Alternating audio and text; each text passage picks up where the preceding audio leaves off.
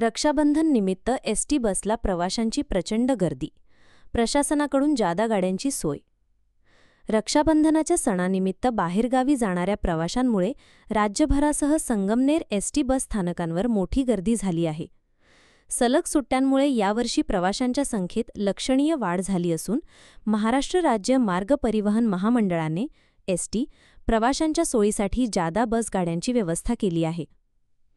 यंदा रक्षाबंधन शनिवार 9 ऑगस्ट 2025 रोजी आल्याने आणि त्याला जोडून रविवारची सुट्टी असल्याने अनेक शहरांमधून आपापल्या गावी जाणाऱ्यांची संख्या वाढली आहे.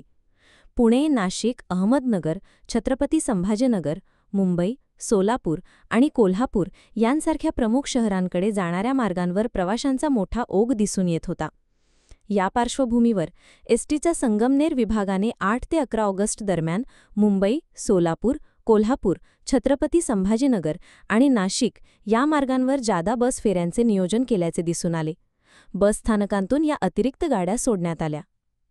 प्रवाशांची संभाव्य गर्दी लक्षात घेऊन शुक्रवार 8 ऑगस्ट ते रविवार 10 ऑगस्ट 2025 या 3 दिवसांकरिता नाशिक, पुणे आणि मुंबईकडे जाणाऱ्या मार्गांवर अतिरिक्त बसेस सोडण्यात आल्याची माहिती अधिकाऱ्यांनी दिली.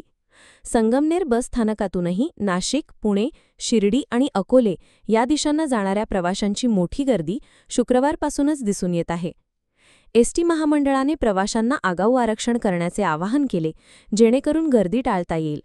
ऑनलाईन आणि मोबाईल ॲपद्वारे आरक्षणाची सोय उपलब्ध करून देण्यात आली आहे.